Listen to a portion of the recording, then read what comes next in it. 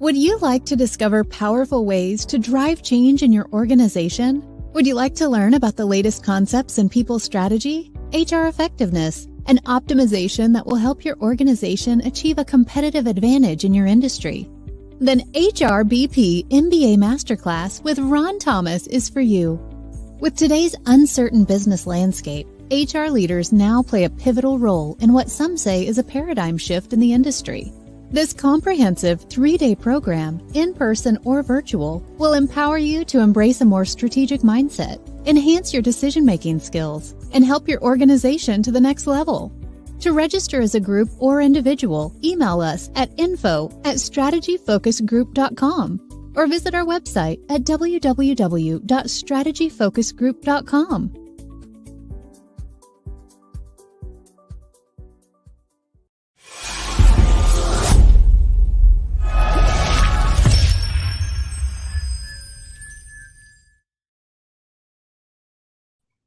Good morning, good evening, depending upon what part of the world you're in. If it's Friday, it is the CEO series where we bring together global leaders, entrepreneurs, disruptors, authors, innovators, interesting people.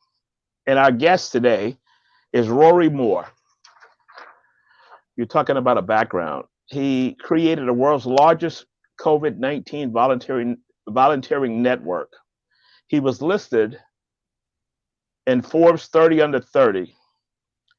Appointed by the Prime Minister of the UK to advise the government on volunteering strategy. He's the founder of CCV Global. His nonprofit is one of the largest COVID-19 volunteering networks in the world. Prime Minister Boris Johnson awarded the More Points of Light Award in March 2021. He has received the Martin Luther King Award for his campaign work in the UK Youth Parliament. How do you do all that under 30? It's a good question, Rod. I mean, first, thank you so much for having me here. It's a real pleasure to be speaking with you today. And I think it's just, I guess I had always wanted to do something positive to help other people. And so when I started doing something and realizing the impact I could have, it kind of became infectious. And the more I did it, the more I wanted to do it. So I think as I started doing this work and saw how rewarding it was, it just inspired me to carry on pushing hard and trying to make my own opportunities. And then I think one thing really leads to another. Only the connections I've made and the experiences I've had, they've given me the platform to make bigger change. Yeah, you made a big change. I mean, one of the things I did not mention in the intro, he's a global speaker, and we met in Dubai a while back at a conference that you were speaking, and I was amazed by the poise on the stage. You know, it's called having stage presence, and you exhibited all of that. So walk us through your career, starting from the London School of Economics to being recognized across the world and landing to where you are today. I say 30-30, but that was you've probably done more since then. Walk us through that journey. Sure. So I guess the first caveat to make is that it's a slightly unusual journey. It's not necessarily the trodden path. So that's probably in itself something we can go into. It's quite interesting. I guess for me, I started my journey, as it were. I was passionate about social impact always and wanted to make a difference in my community. And I started that journey when I was about 16 years old. By basically being involved in advocacy and campaigning in the UK, where I'm from. So it started, I just joined the local youth council in the town where I grew up, which is basically a forum where young people could come together and discuss issues that were important to them. And I used that as a platform then to get elected to the UK Youth Parliament, where I was then able to, lobby government ministers and meet with members of the cabinet here in the UK to persuade them to listen to young people's interests on policy matters, which wasn't always an easy task, but it was something I found really important, making sure that young people's voices were listened to when laws and decisions were being made. At the similar time, I was also made an ambassador for various charities and organisations in the UK, including the British Youth Council, again, ambassador for them to Parliament, meeting with members of the government and lobbying on behalf of young people. So that's where my interest in social impact really started back when I was 16, 17 years old. Wow. And then, of course, went off to university when I was 18 and went to the London School of Economics, as you mentioned. And in the first year of my degree, about half of the year in, the pandemic started. And so that was, of course, something that no one could have seen coming. But with my background in social impact and wanting to make a difference, I thought, well, this is a profound challenge, biggest challenge arguably my generation or the world has faced in 60 plus years. So I thought, well, okay, I need to do something to help out with this. And so just set up a volunteer organization in the town where I was living. Didn't intend to create a global volunteer organization, but just tried to encourage people in my area to, help out with basic tasks like shopping for groceries for vulnerable people, or taking their dog for a walk, or chatting over the phone to prevent loneliness. Basic tasks like that. And then scaled that around the world. As I say, wasn't what I was planning to do, but it just kind of happened, and we'll go into that, I'm sure, in more detail later. But yeah, since that success, I've been able to do a lot of really other interesting work. Basically, I think one of the things, as you mentioned, advising the government here in the UK on volunteering strategy, was appointed by the Prime Minister after I got an award for the work I'd done during the pandemic, and really. Also, as you mentioned, speaking at events around the world, both to young people to encourage them to do similar things to help other people in their communities, also talking to executives about the importance of corporate social responsibility and impact in a corporate setting. So yeah, really taking the experience I had in nonprofit and using that to deliver insights to executives and also to inspire other young people. And where I am now is now working as an entrepreneur, starting a business in the corporate, basically productivity space using artificial intelligence. So yeah, it's been a very interesting journey. As I say, not typical. I was very lucky when I left university to have offers from some of the world's best companies to be a graduate there, but thought that I wouldn't find that particularly fulfilling given the entrepreneurial stuff I'd done whilst at university. So decided to take a big risk and pass those opportunities to do something more entrepreneurial. You can't be sure it's going to work out, but I thought now's the time to take that risk whilst I'm young. So that's a very short snapshot of the past 4 or 5 years. Yeah, that's a busy 4 or 5 years. Even listening to that, and coming to the point that you are today. What I find interesting though is that in the U.S. is going through a lot. We won't even go there as it relates to what's going on here, but getting young people energized to do something as simple as listening to them. And I really enjoyed the angle that you talked about, that you joined a council and that they created this kind of forum for young people and listening to the next generation. Because my feelings is that even in organizations as well as government, we don't listen to the levels that's coming down, getting their input, because it's totally different than what we're dealing with. Yeah, I've seen that in my work. I think one of the challenges of being someone who is young and also advocating for certain interests is that quite often there is some degree of ageism, or people think that we don't necessarily understand the issues in question because we're young and therefore we lack knowledge. But what my rebuttal to that is, of course, whether in a governmental or corporate context, young people are the leaders of tomorrow, or the consumers of tomorrow, or the really, really key stakeholders. So I think it's always important for companies or governments to listen to what young people are saying, because ultimately the planet as it is today and the changes being made, or the decisions being made today, will affect the world tomorrow, which we are going to have to grow up into. So I think it's always important to listen to the perspective of young people. So as you mentioned, that one of the key points that I thought of, leaders of tomorrow, and I counsel CEOs, and I said, your young workforce, that young workforce, that is your new customer. If your customer was giving you feedback and you weren't listening, you'd be out of business. So if we look at it from the org side, if your employees are giving you feedback and you're not listening to that, they're going to leave. It's as simple as that. I think it's really interesting, and this connects as well to a lot of the work I do advising companies on their corporate social responsibility. One of the things we're seeing is, particularly amongst younger consumers, Generation Z, for example, they're becoming increasingly aware and interested in, for example, the supply chain of products they're buying, or the values of companies and their impact on society, on the planet.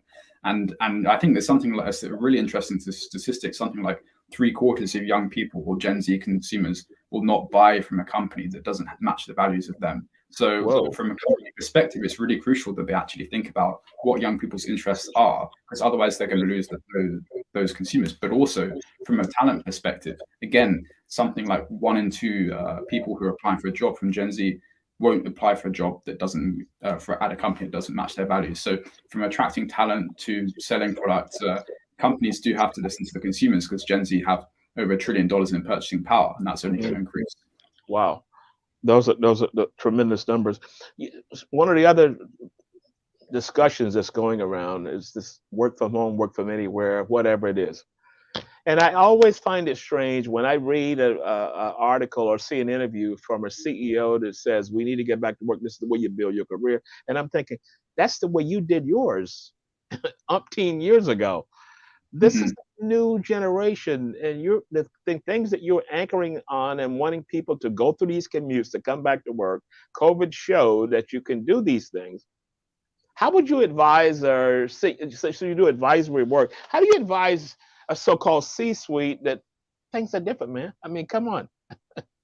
Yeah, I think there, as you allude to, there's a lot of entrenched perspectives on the way that things should be done based on how they've been done before. But I think COVID, of course, was such a profound challenge, but it's also been a catalyst for a lot of changes that we hadn't seen before and weren't necessarily expecting to happen so quickly. And one of those is, of course, is hybrid and remote working. I think especially amongst young people, there is, of course, a demand for more flexibility. It doesn't mean that everything should be entirely remote, or those options should always be there. But I think at least giving some agency and giving some options, I think it's always something that people value. Not just young people, of course. It has benefits for people who are, parents or have other commitments as well. So I think the thing I always advise companies is to listen and see what the data shows. If you look at the surveys and the polling that's been done, people want those flexible options. Of course, in different organizational contexts, it has different merits and different drawbacks. But ultimately, if your talent and the people that you're looking to hire want something, then if you can accommodate that, then that's always better than trying to enforce a certain policy that's been there for a long time but doesn't necessarily affect society as it is. So I think it's a lot about listening and being adaptable, which is of course crucial as leaders and as HR professionals. But that change is sometimes harder to realize than it perhaps should be. Yeah, you're a global citizen as well as myself. I find that different geographical regions have kind of a rigidity built in. And I find that the Middle East is a little more rigid, and they want things to be structured in a way, which means that I want you in the office 5 days a week. But my way of counseling leaders is that you have to compete for talent. You're just like a sports team. You got to compete for talent. And if your rules are so outdated or you're stuck in a different time zone, you're not going to be able to attract the talent you need to take you to wherever you need to go.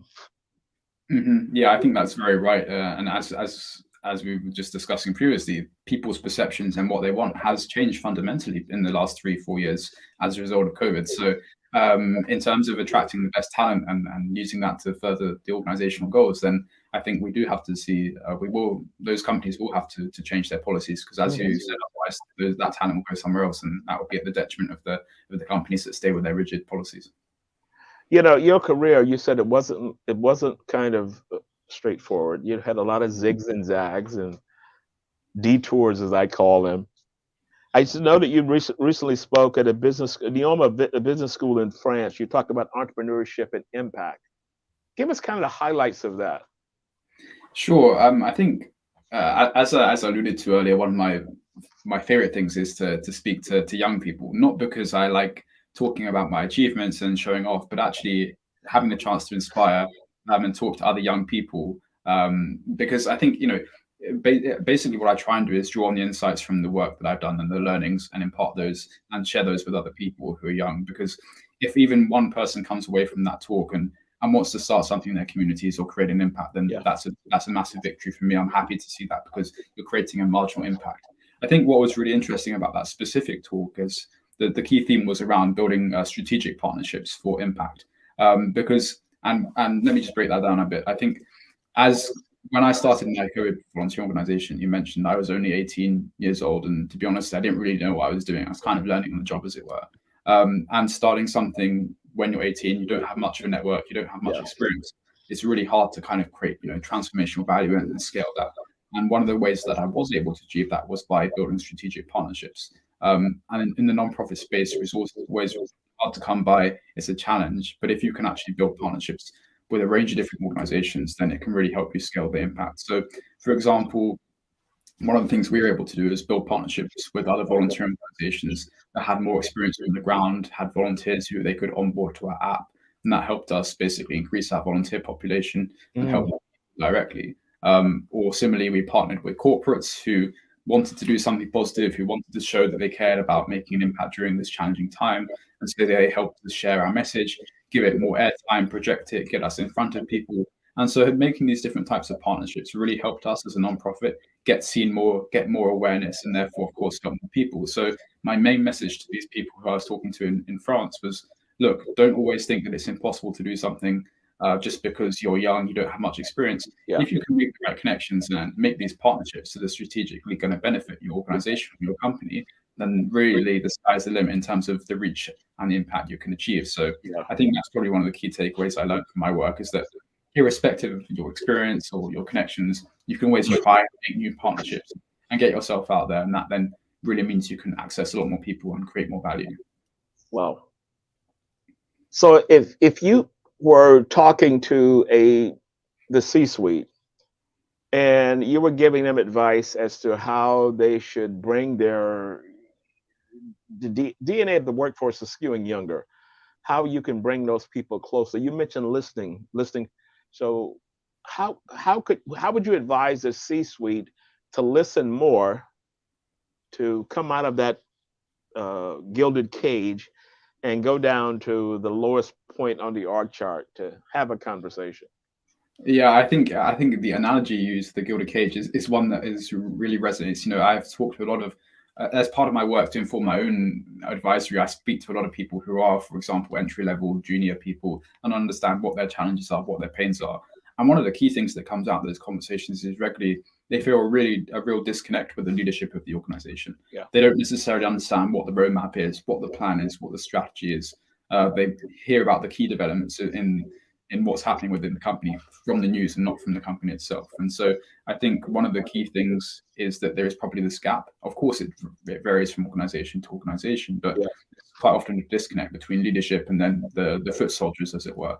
So quite often, what I try and advise, C-suite or leaders to do is to really meaningfully engage. So it's not just about sending out a survey or popping into the office once a year or something, but actually trying to set up, actual mechanisms by which they can directly engage and consult with talent across the organization. Because I feel that once as an entry-level employee you feel have more access or more knowledge or more direct connection to the C-suite, it might not seem like much, but actually if you feel more connected with the values and the mission and the plan of the company, you're going to be more excited about working for them and delivering on whatever your aims are, when you can see what the context of it is, rather than just thinking you're part of a big cog. You're just a cog in a big wheel. So, of course, how exactly that works will depend massively on different companies. But I definitely try them to go and directly engage and in a meaningful way, rather than just as a tokenistic gesture. So that means repeat engagement in a structured way through specific mechanisms. So I was having a conversation with a C-suite executive, and I said the younger generation could smell it a mile away. They could smell your authenticity, because you think that you're coming across as cool and you're saying all the right things. They pick up on that right away. So that whole piece of trying to talk to these people, and they're so far disconnected. You mentioned listening. Do you find that a struggle to try and break through to that group, to tell them this is a new day and we need to approach it in a different manner? I mean, it definitely can be challenging sometimes to change, standard practice that's been the same way for years. But at the same time, a lot of the times when I'm enlisted to provide that advice, it's because they recognize they have a problem and they want to know how to solve it.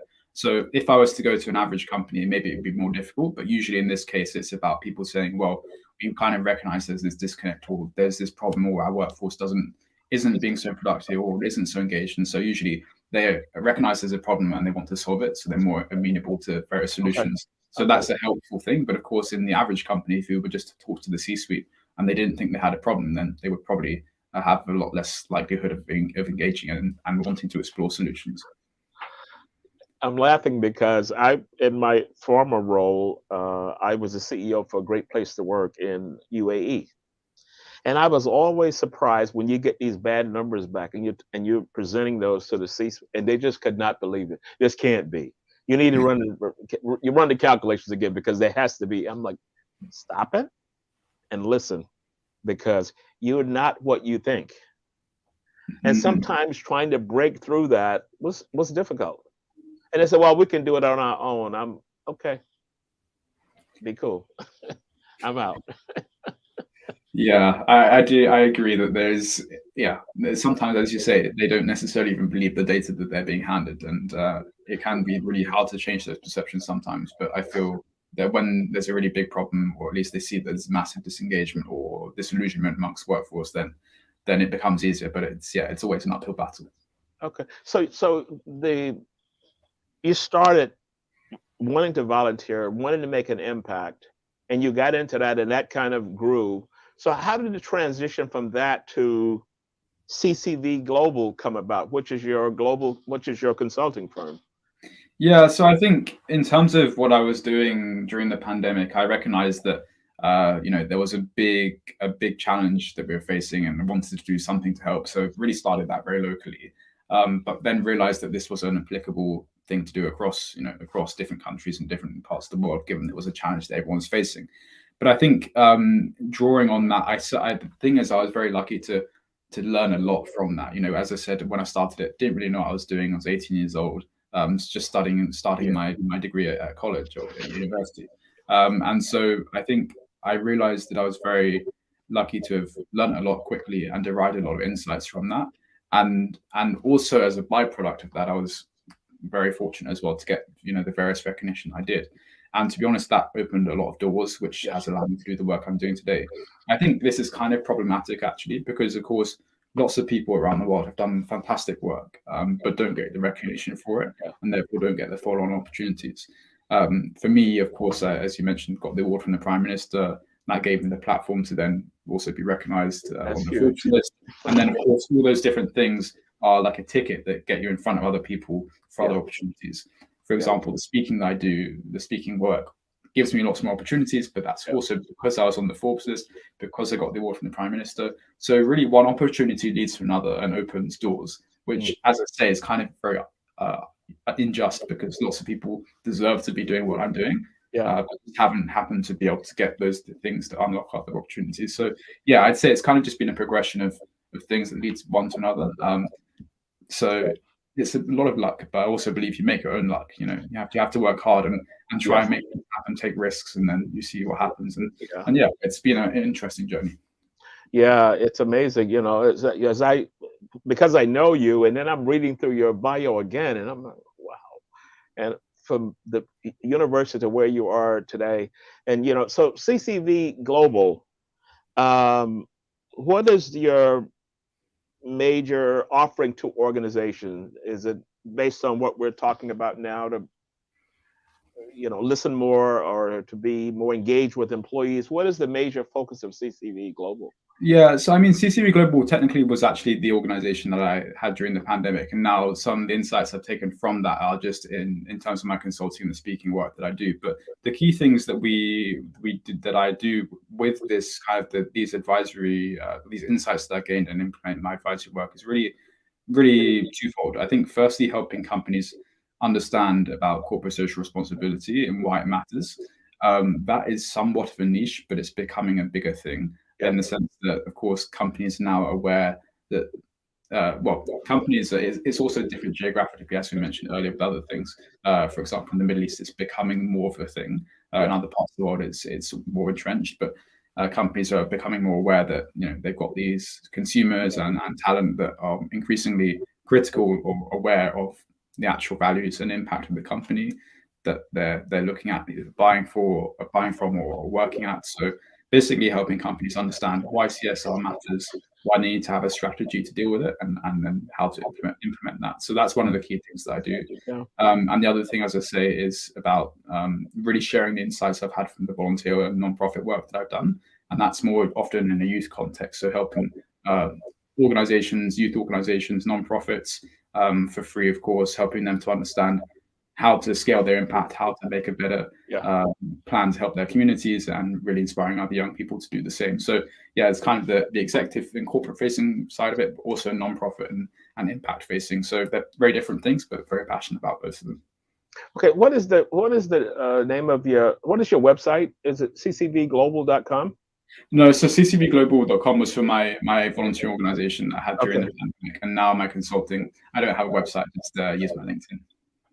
Okay, cool. So where you are today, talk to me about influences in your life. I mean, I'm just amazed by the amount of work you've done at such an early age. Tell us about important influences that has shaped who you've become as a leader today. Who were some influences and what did you learn from that? Sure. So I think there are probably a few different almost categories of people who've influenced me. I think one is very much my family. You know, I've been very lucky to have my parents around a lot when I grew up. And although they have not a background in politics or in nonprofits or even entrepreneurship, I think it's kind of like I've learned a lot of the values that I have are really derived from them in terms of, you know, integrity and transparency and working really hard to make my own luck. As I mentioned earlier, a lot of the opportunities I've had have been follow-ons from other things, and I really believe in the concept or the notion of making your own luck. And I think that's something I've got from them in terms of just trying to work hard and see what happens and get what I can from that. So that's definitely one kind of very local level of influence. More broadly, I think there's probably one or two people I could point to.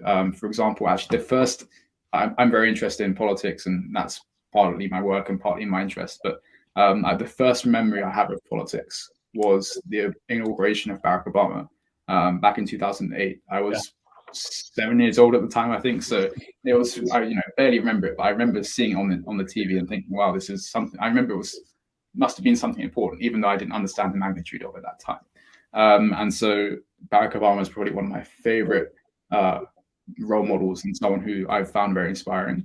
So I take a lot of inspiration from the way in which he conducted himself and the way in which he made decisions, and trying to really have evidence-based decision making, but also thinking about being empathetic and understanding people's struggles. Yeah, that was a big motivation for me. And finally, there's a few people in the world of entrepreneurship, and that's something that I've kind of been very interested in the past few years, given the work that I've done. And really the concept of actually making something that people want. Paul Graham, famous entrepreneur, is someone I found really interesting. And it's not so much about his values, but more about kind of his ethos about how to build companies, how to make a difference, and how to create something really transformational. That's something I've drawn a lot on. So yeah, very different things, politicians, family, entrepreneurs, but all have different sides that I find, really inspiring. I'm going to send this to his foundation. I know a lot of people that work there, and this is inspiring. So I'm going to send this over to them by tomorrow and say, hey, take a listen, see the impact you've made on people and the guests that I had on the show. So that's cool. Let's take a commercial break and then we'll come right back. Identify and book the world's best speakers for your next event. MENA Speakers is the leading speakers and MC bureau in the Middle East. We bring global talent to the region and have established the region as a key global hub for speakers. Inspire and motivate your audience. Find exactly what you are looking for by working closely with us to assist you in understanding the cost-benefit analysis tied to selecting a speaker for any event. Ensure that your audience is educated, engaged, and empowered. Connect with us for a quick response and tailored advice. Book your speakers now.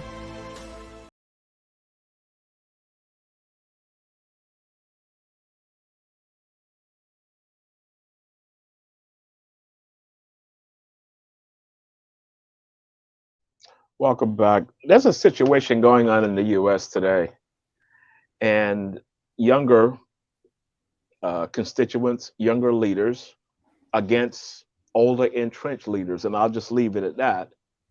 How would you advise governments that the days are changing? Your constituency is different and they're more involved. You talked about the Gen generation, the Gen Z or whatever, whichever one it was. I get mixed up in the alphabets, but how would you advise the government to, you know what, we can't do it the way that we used to do it, and maybe we need to get out and dig a little deeper. I'm going to use the org chart perspective, get down to the lowest level of the org chart, which could be citizenry inside of a company, inside of a country. I think the first thing to say is that actually, of all the experience I've had advising and working on different projects, the most challenging people to work with are politicians. The reason being that, of course, on average, and of course it's now changing and it's different across geographies and places, but on average, politicians or the institutions of government are not representative of countries themselves. And one of the ways in which we see that is on the metric of age. So politicians on average are quite a lot older than average age of country citizens. And so when I was as a 16, 17-year-old going to meet with, very senior politicians in the UK, quite often you could tell that they really didn't want to be there. They didn't want to listen to your perspectives, and they thought you didn't really understand the issues because you were young. And why should they? They were there just to say, post on Twitter and say, "Oh, I met with a young person, therefore I obviously," it's very tokenistic. So the first thing to say is that yes, it's a challenging thing to solve. In terms of practical steps as to how we fix that challenge, I think it's easier to work on a local level of government than federal or national government if we were in the UK, for example, because there's just simply more architecture in place. It's easier at a community level to engage with the grassroots and to engage with young people. And of course, the elephant in the room is it does depend on which political party is in power. Some parties are more amenable to listening to young people than others. Sometimes it's just because of their voter base. Sometimes it's because they care more about social issues that young people are thinking about. It really depends. So the context in which a country is currently in terms of, the politicians it has in power, the structures that are in place, it's really hard to give a general applicable oversight or insight across all these different places. But yeah, the challenge is really hard. And I think at least engaging at a local level is the best way to tap into experience at grassroots and hopefully feed that up the org chart, as it were. But I think governments have tried before to try and listen to young people. And this is some things that have worked, some things that haven't. And some governments don't try to listen to young people. So it really depends on the context in which we are at a specific time. But it's a very challenging issue.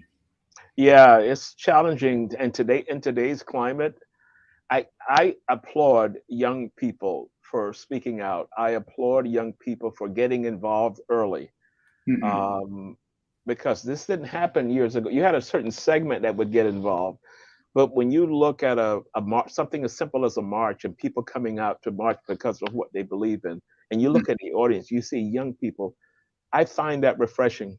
Yeah, and actually, it's a really interesting point. You just made me think of something that I've always observed before. One of the challenges, so of course, my work in advocacy used to be basically trying to make the government listen to young people. Yeah. But one of the challenges I wasn't expecting to face was actually, I didn't just have to make the government want to listen to young people. I had to make young people want to be listened to, which was something that I was not expecting, because I knew that I agreed with it. But of course, I was talking to my friends and my peers, and they were saying, well, yeah, but I don't care about politics. Like, I don't understand it. It's not for me. So, of course, it's, as you say, fantastic to see trends and young people really turning out on issues that matter to them. But we have just as big a job to educate government to listen to young people as we do to educate young people about the importance of being heard and being involved in politics. So it's almost a two-pronged challenge, and both those things are very difficult to solve, and also partly linked to each other. The reason that young people don't want to be listened to or are not interested is because they think their opinions aren't going to be valid. So it's a really, really challenging issue to solve, and it's going to take a lot of work and a lot of collaboration, but hopefully it's something we can address over the coming years, because with the pandemic, because it was causing such profound social and economic change, the world is never going to be the same as it was before the pandemic. So we have quite a unique opportunity now in this current climate to redefine the post-pandemic world. And of course, that's the world that young people like me are going to grow up in and be leaders in. So I think I always talk to young people, it's crucial to have your say in shaping what the world's going to be like for the next 50 years, because we have a very unique inflection point now as a result of COVID to define that. Well, I think one of the key points that you've mentioned in the work that you're doing, you're spending time, not only the business school that you spoke to in France, but you speak at quite a few universities. And do you see that as planting the seed?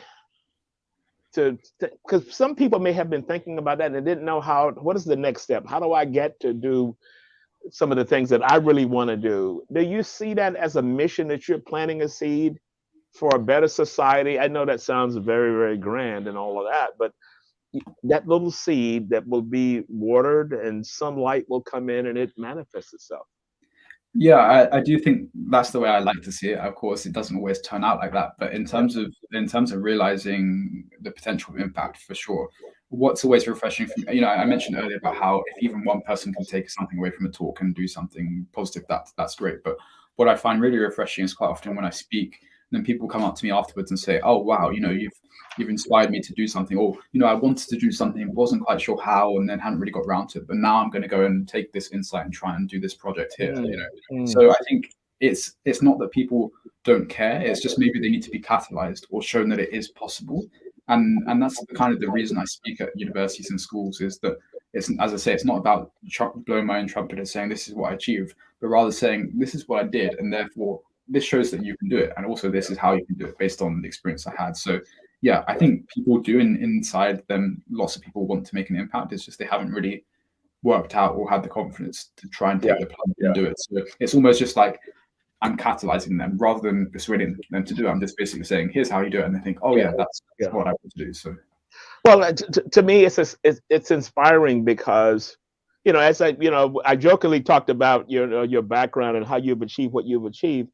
But for someone that has those same thoughts, or someone that see what's happening in the world, how can I make a difference? I've often said, I know COVID was disrupted. I know I lost close family members. I lost my college roommate as well as my sister to COVID. But I say from the corporate structural side, it was the best thing could have ever happened, because you got a chance. You have a chance. You have a clean slate to start over again. But some people are still holding on to what it was before. When I mentioned the CEOs are saying, well, to build your career, you need to be in a different day. Yeah, I think that's right. That of course, it was a challenging time for everyone in different ways, and very sorry to hear about how it affected you. But at the same time, as you allude to, at least in a corporate context or in a governmental context, I think it has opened up the door to changes, or at least accelerated change that was maybe happening in the background before, but at a very slow pace. Things like hybrid working, remote working, video conferencing. Like, you used to, of course, have executives flying over all the time to different places just for meetings. Of course, that's valuable and it still happens, but a lot of stuff now can be done remotely. That has positive, exactly, like, this happened before. Yeah. So couldn't have happened before.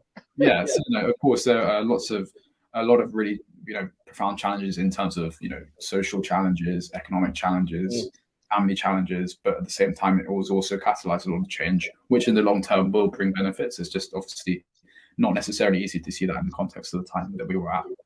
Yeah, my learnings from COVID was that this may sound a little convoluted.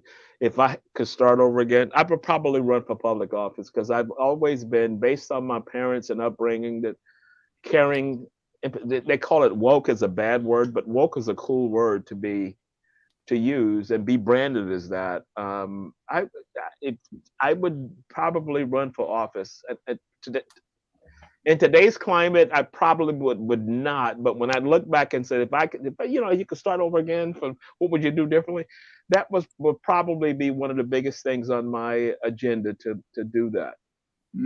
Yeah, I think from what I know about you, I think you would have done a fantastic job. So maybe, hopefully, you can consider it at some point in the future. Thank you. Let me ask you this, as we begin to close out, how would you describe your leadership style? I mean, you make a global impact. You have a global imprint, and you advise people across the globe in what you're doing, as well as an entrepreneur. How would you describe your leadership style? Well, the first thing I think I would say is that it's evolved a lot. Obviously, I started leading a global organization without really knowing what I was doing, and no prior experience when I was 18 years old. So I didn't really know how to be a leader, and kind of had to learn as I was going along. So I think first I was kind of just very focused on, meeting the goals, meeting deadlines, the performance, because I didn't really know how to be a leader, because I was 18 and didn't have any prior experience. So I think very first it was kind of transactional. You know, this is what we need to achieve. This is how we're going to achieve it. But as the more I did and the more experience I had, then I definitely say it kind of changed to be more about, you know, transformation and people-centric, and realizing that leaders, it's just as important to listen to people and learn yourself as it is to tell other people what to do and how to address that. So I think it's partly that I didn't really have an idea of what a good leader was because I was very young.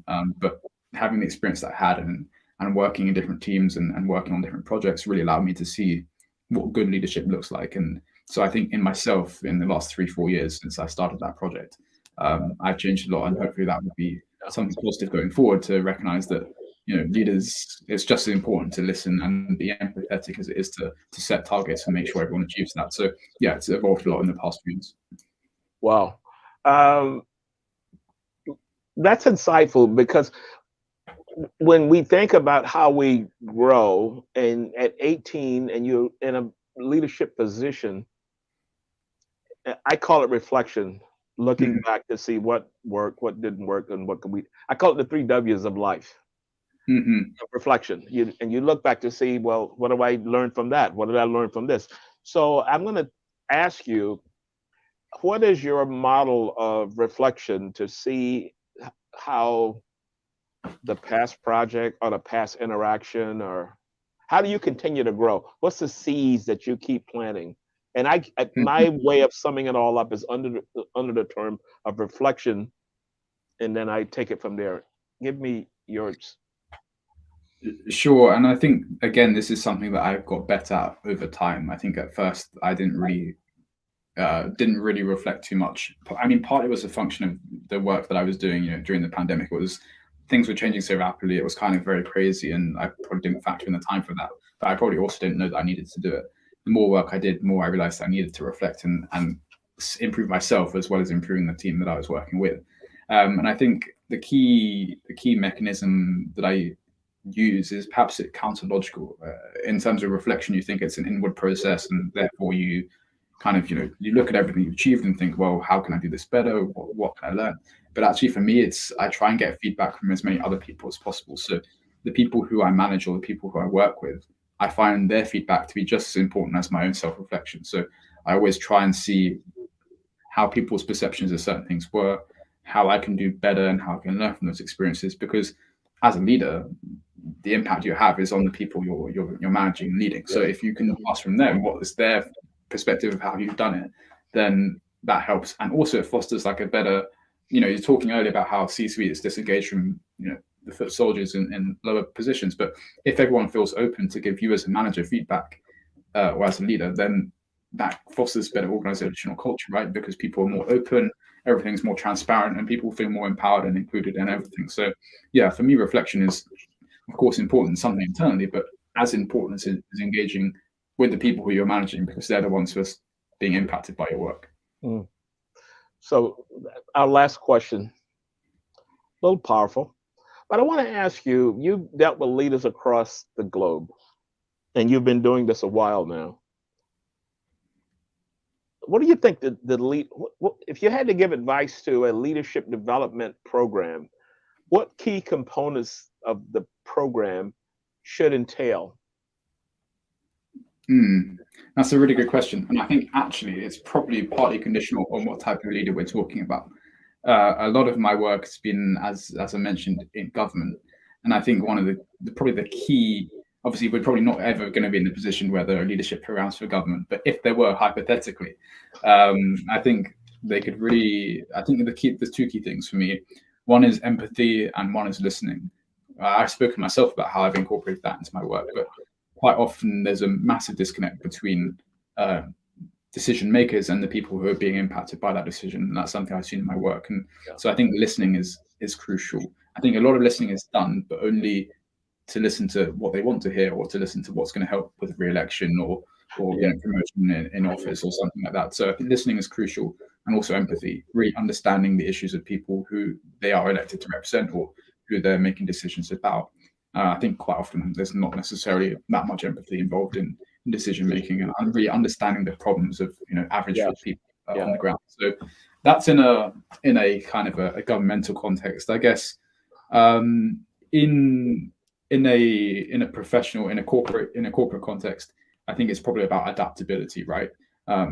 As it was mentioned at the top of this show, in the intro, the business landscape is so rapidly changing. We have seen that particularly in the last few years with the pandemic, and it's something we've touched on, that perhaps leaders aren't always as adaptable as they might possibly be in the face of different changes and new trends. And so kind of the obstinance or the kind of intransigence about changing different perspectives or practices is something that can be quite challenging. And so I think, one of the things we have to focus on is really ensuring that executives and leaders are ready to respond to changes, and they do that in some ways, but they only choose certain trends to look at and respond to, as we talked earlier. Really being open-minded and responding to changes is something crucial for corporate leaders. Yeah, I read an article about a project that Microsoft had done post-COVID, and they talked about the key needs for leaders, and they listed two. Listening was number one. Listen more and communicate better. Mm. And I thought that was powerful, because if I've worked on projects and leaders are talking in this vague language, and my thought has always been, does the person at the lowest part of the org chart, do they understand what that is? They don't even know what that. Gallup said 85% of a workforce comes to work every day not having a clue as what the mission or the goals, strategic goals, or whatever it is in an organization. They come there just for the job. But what happens if we would connect down to that, listen and connect? Mm-hmm. What are your thoughts on that?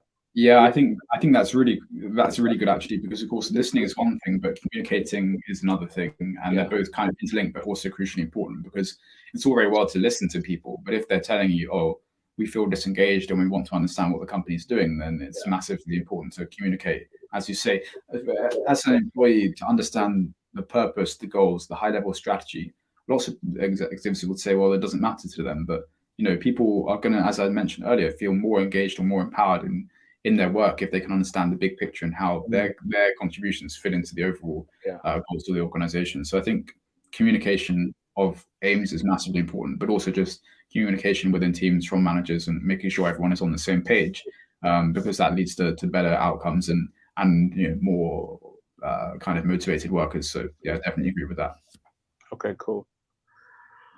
Thank you so much for taking the time. I know you just got to San Francisco. You just got in from San Francisco, and you're back in UK. So I understand time zones, but I thank you so much, Rory, for making time for us today. And thank you for working with my team to get all this set up. And stay online as we begin the process of closing out.